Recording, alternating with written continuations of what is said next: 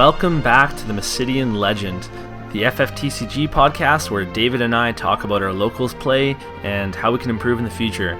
So if this is your first time listening, each week we're going to cover our locals experience, including our deck lists and how all the matches went, and we'll talk a little bit about some changes that we're going to make.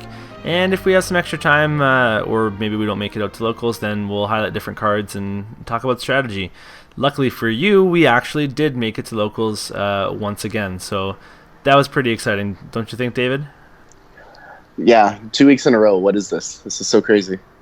Yeah, so we're gonna have to go for 3 because I know that 2 weeks from now I'm actually gonna have a Christmas party to go to, so I'll miss locals. But we'll both go next week and make sure it happens.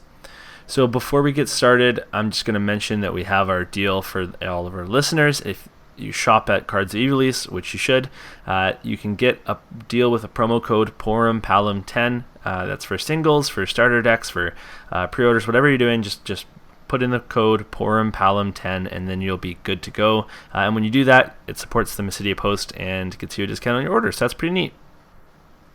Okay, awesome. So we're going to get into the decks that we are playing as we both brought new decks this week to locals. So to start us off, we're going to go with David.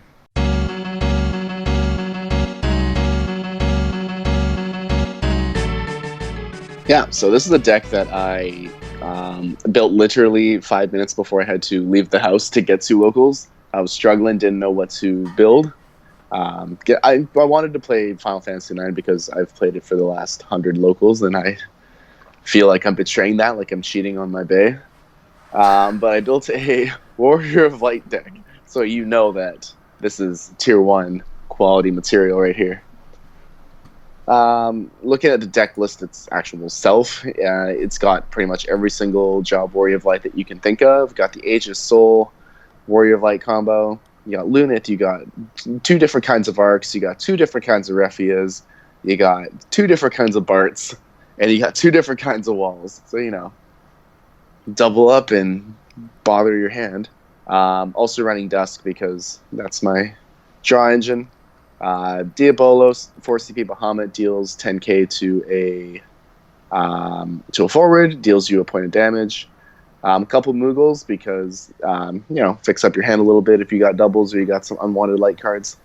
Backups are pretty, how do I want to put this? Pretty water-based, honestly. I got a Cosmos, Samurai from Opus 7. The common is just there, just for, honestly, red CP. Same with Class 4th Moogle to kind of color fix. This deck is really about just kind of trying to flood the board and get you guys as big as you possibly can. So I'm running Sarah that powers up Warrior of Lights and Maria as well. So that's pretty much the main strategy. Flood the board with a bunch of Warrior Lights. Get them to be too big that your opponent's overwhelmed and hopefully swing and win the game. Nice. How many different color backups do you have? Does light count? Yeah, so you have light, water, and fire, of course. And then do you have an earth? And wind, yeah. You do, okay. Because it's kind of interesting now that we've got these new Dougals. You could actually cut fire and earth out and use the wind, the water, and Dougals, and then like Cosmos, and then just try to have like a really consistent backup line, and then have like a really diverse Warrior of Light forward line. But I have the Class 4th Moogle and Cosmos, so that pretty much fixes it right there. I don't have any Earth in here, so don't feel the need to get there. Right, you don't have Earth CP. Ingus, which is the best one. Because he's Earth. Not even actually. I really do think that his action ability, it's one of the cheap ones, and it's also just like super relevant. I love that card quite a bit. Anyway, okay, cool. So you've built this Warrior of Light deck. You did it in about 10 seconds, and you're probably having a lot of ideas for changes later on, eh? My idea is to scrap it, honestly. That was fun. I got away from FF9 for a week, but no, that's enough of that. Okay, so we'll get into more about what happened when we get into the matches for your deck. But first, we're going to talk about what I was playing. So David and I have been doing a lot of testing online to try to figure out what I'm going to play at Reunion, and we were testing Mono Water, and like I kind of had deck ADD. I kept switching lists, and I was having a really hard time picking what to play, and I ended up thinking like, well, what's my backup list? Like, what's really safe? And to me, that was Mono Ice, because at the very least, if your plan's not working, I mean, you're stopping them from playing the game. Like that is your plan. Like you play Sephiroth and Scale Toad and Flan, and make sure that they can't play either, and then just go from there. And I wanted to make sure that I was kind of able to combat like the aggro of WoF and other decks. So I ended up kind of pivoting a bit to Ice Earth, and my list is based off of the world's list for Alex Hancock's, so you can go check that out. He was running a 3 Earth Flan and 3 Shantoto list, and I'm actually doing a little more Earth in mine with Earth backups, so we'll kind of go naturally. Yes, exactly. So we'll go through that right now. So I am using that Eve Knoll to search Camelot or Eldenarsh to set up your chaos, so that's that setup package, and otherwise for Ice I've got like Jill Nabat and Sid Waff to bring back some Flans. Nagmolata is becoming one of the hottest backups of the set to search into your Scale Toad, because you want to play that immediately. Like every game you want to play a Scale Toad as quickly as possible and then play Sephiroth a bunch. I've got Locke to fix whatever I need, and then Terra to search Ice Summons. And then, of course, I've got the Emperor Gastal Reagan combo in here as well. For the Earth backups, I have 3 Miners and a Minfilia, 3 Shantotos, and a Jessie. And the Jessie is just to search Vincent or Sephiroth. So it's a pretty good backup line, and the recursion is really nice to bring back extra copies of some one-ofs that we have here that are very, very game-changing, and we'll get into that in a sec. So it's got 3 Flans, Ice Flans, no Earth Flans. We got Scale Toad and Luminous Puma for your monsters, 2 1CP Zaleras for summons, Glacial Lobolas, and then 3 Mist Dragons. And the Mist Dragons are here to combat all the break zone stuff going on. It's just a really good summon to kind of cycle your deck, and then also, let's get all of those rains removed from the game before they can recur them, or all the summons out of Earth or Wind Water decks, break zone, Rampiers and Shantotos and whatever it is. You can really mess around with other people's break zones this way. Yeah, that's really good tech for the way that the game's trending right now with this Opus 10 meta, is that everything's coming out of the break zone. Like you look at the Reagans, the Citras, the Porums, and everything. Everything is just bring everything out of the break zone. So if you're able to clear that or make that not an option without just playing 5 CP unit, then yeah, why would you not? Yeah, so we're trying that out at 3 for now, and we'll see how it goes. And you can also cast that Mist Dragon with Terra's ability from your hand, which is kind of nice. So you can do it with ICP.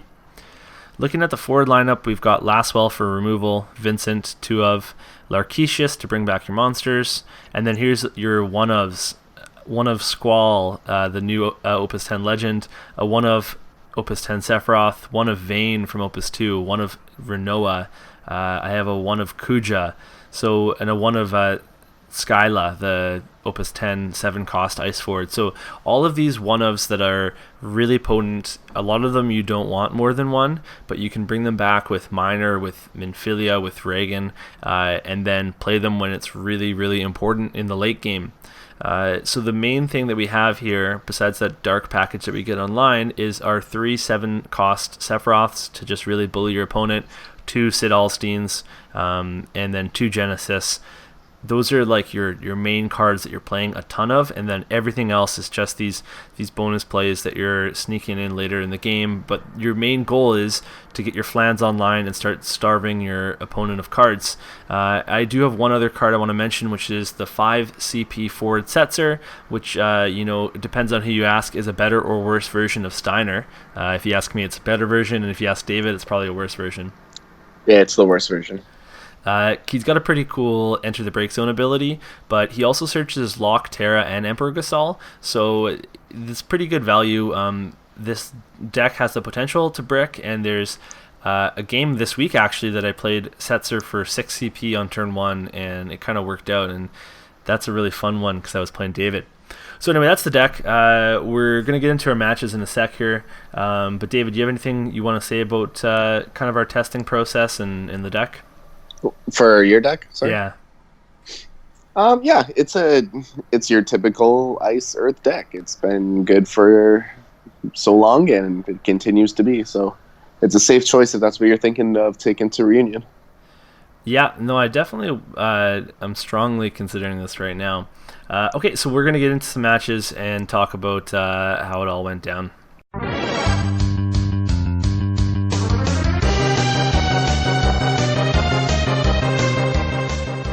All right, so David, why don't you tell us about your first match? I think what we're gonna do this week, just because of who your second match was against, we're gonna go 1-1. So you tell me about your first match, and then I'll talk about my first match.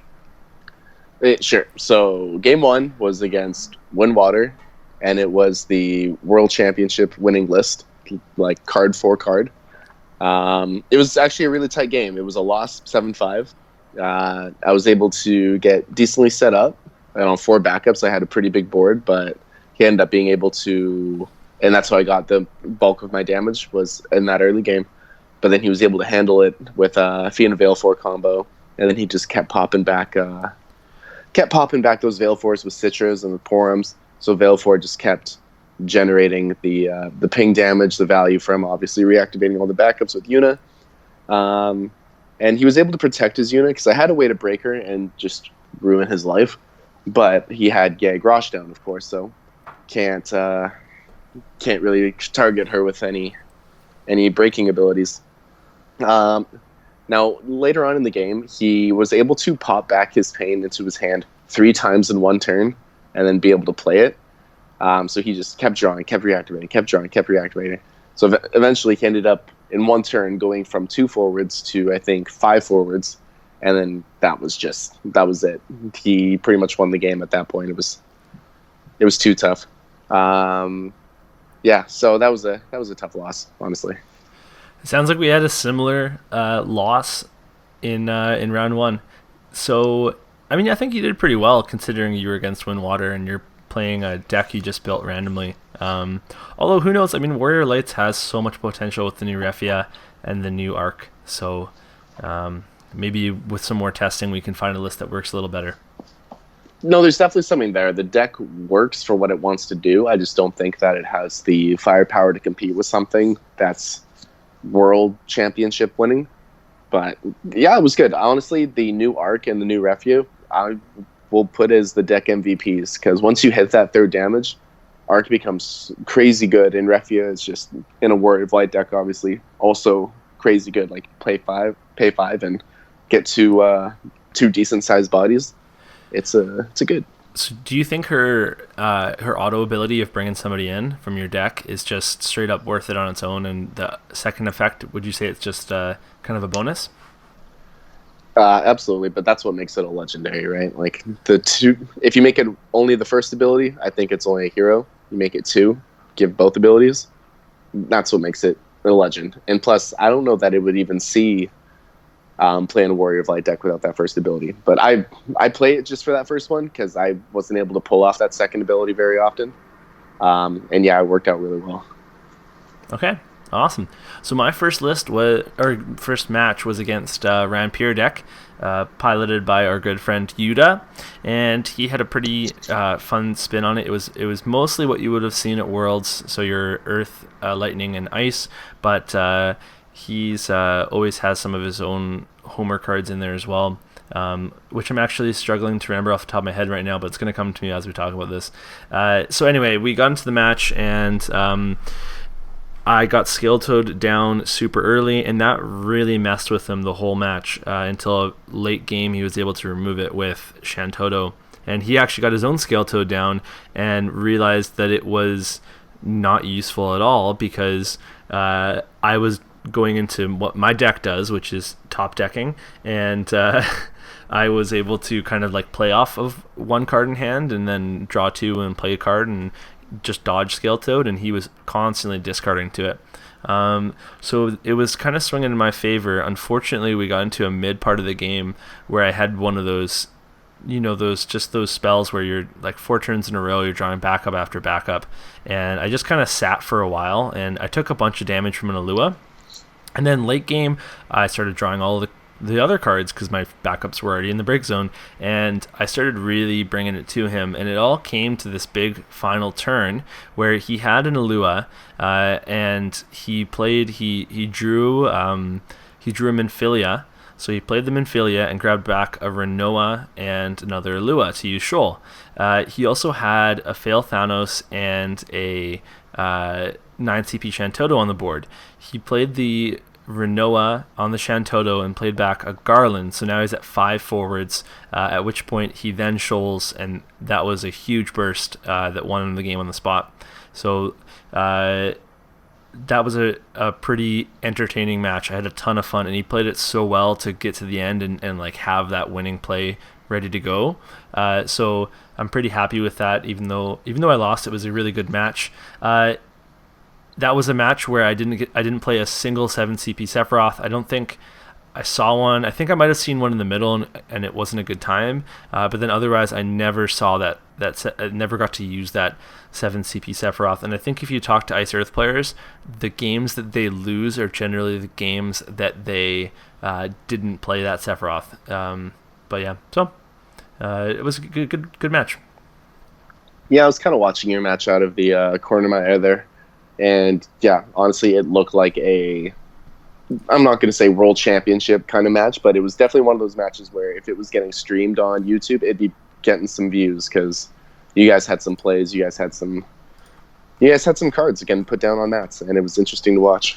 Okay, so I've got his list in front of me, and the main thing that you have is he only ran 1 Kane to break his Rampier, and he ran 3 Cloud of Darkness, multiple Gabranths, and so it was a little different that way, that to not have all the Canes.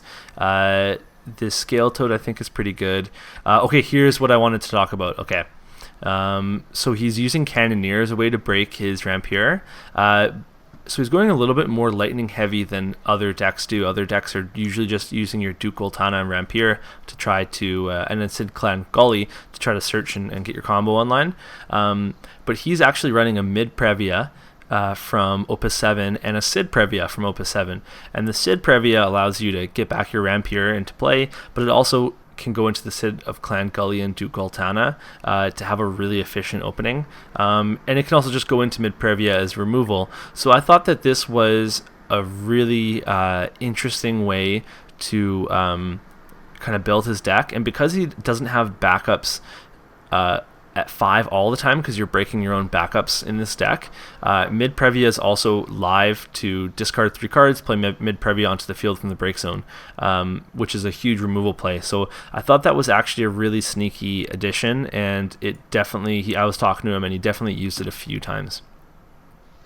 Yeah, I actually started building a Rampier deck inspired by the list that he sent in, our talkings in the group chat. So the whole mid Sid Previa combo, all that stuff got included because he just made such a good case for it. So I want to give that a try myself. Yeah. Okay. So from what I understand, your second round opponent was probably the highest skill player you've played against, and you just were awed by his power. Is that correct?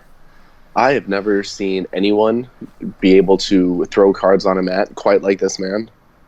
Just his presence around him, there was an aura that was just very intimidating to me, and I scooped as soon as he drew his opening draw. That was enough. And what's his his nickname is was it Daffodil? Yep, Daffodil. Because he's very sensitive. Because he's so sensitive, but when he pitched those 3 to play that Setzer turn 1, just had some BDE that I couldn't keep up with. Yeah. Okay, so obviously David and I played each other in the second round. So why don't you tell it from your perspective, David? Well, I wouldn't be saying those things if I had beat you, believe me. But because you are the current champ between the two of us, I gotta pump you up a little bit. I don't have a lot of notes written about this match, to be honest. I was just so disappointed in my life. Basically, you got your stuff online, made me discards, and I couldn't get anything I couldn't get any combos going. I didn't have the resources to do it. Because I feel like if I was able to get set up and be able to flood the board, you might have had some struggles dealing with it. But when I'm only playing one or maybe two forwards at a time, like only have one or two forwards out at a time, it's not too hard for you to deal with. If you're dulling and freezing stuff, I have no real way to activate it. Really made me wish that I put Fairy in this deck. Why do I go against my instincts? That's a trademark card of mine. Yeah. Yeah, and then you were just able to kind of dull freeze, get me out of resources, and swing away for a win. Well, there was one big TSN turning point, because you did actually have a huge board at one point. You had 5 forwards and you had Refia, and without intervention, you would have just won or taken me out very quickly from there, and I was able to hit a Shantoto. I had the Shantoto in my hand. And I was actually, it was kind of funny because I had a board of 3 forwards and like Sephiroth and like Squall and something else. And I was just thinking in my head, like, I want all of these cards to go, and I had Setzer. I want all of these cards to go in the break zone before I use my Shantoto so that I can recur them.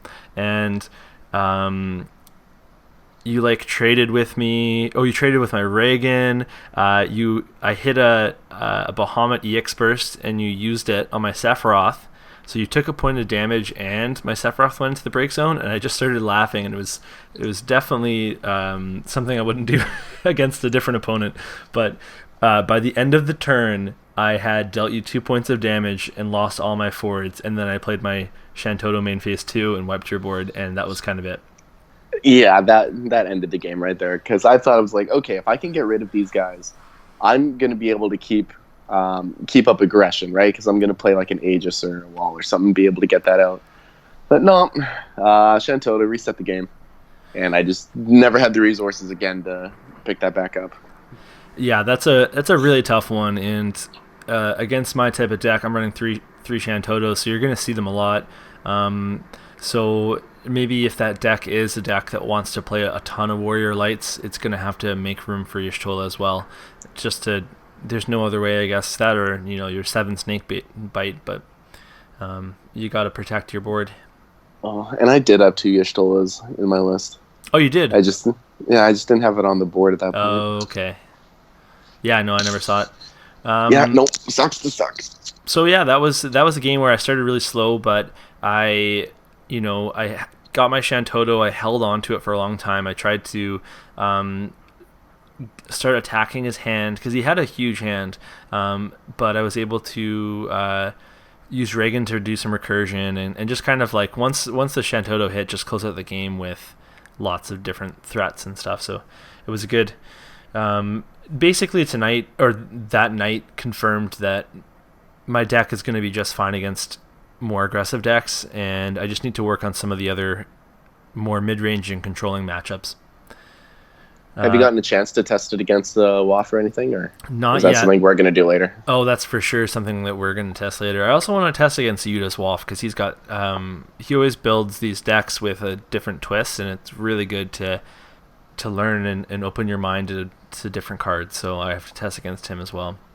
That's definitely Yuda's thing, is to take at least an okay archetype and then turn it on its head and make some sort of weird, typically controlling combo out of it.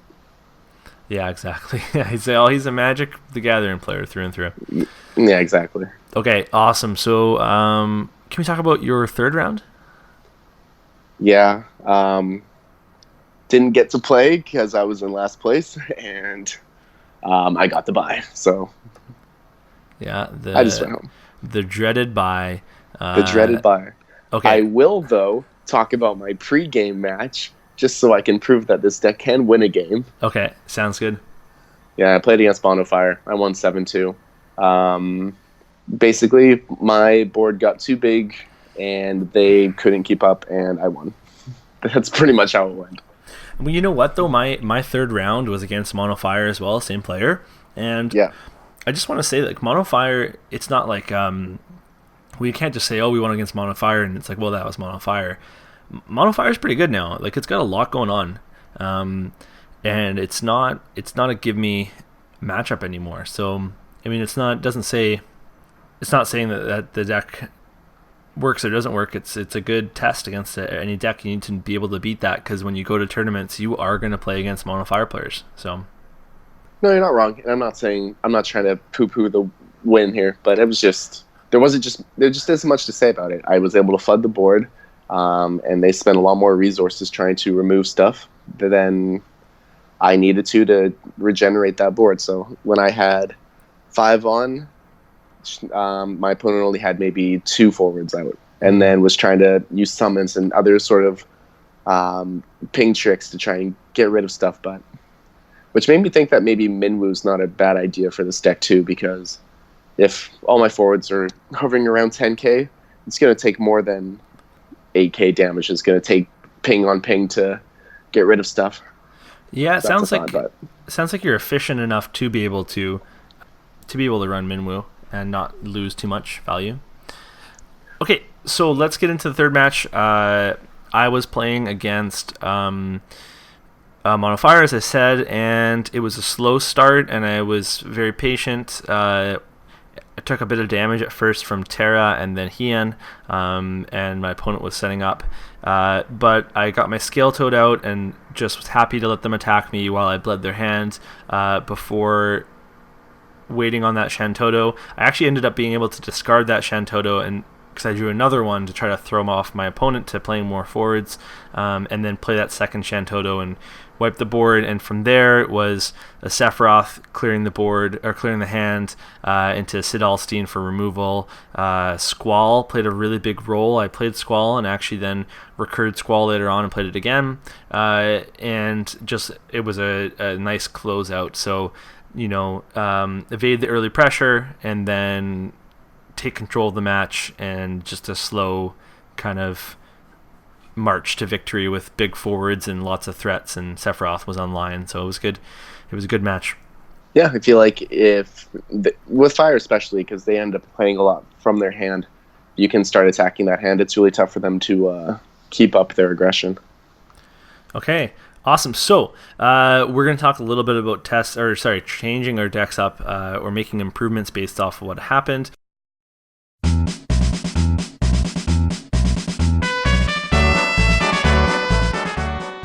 David, you said you're going to scrap the deck, but was there anything that you would want to add besides, taking out all 50 cards?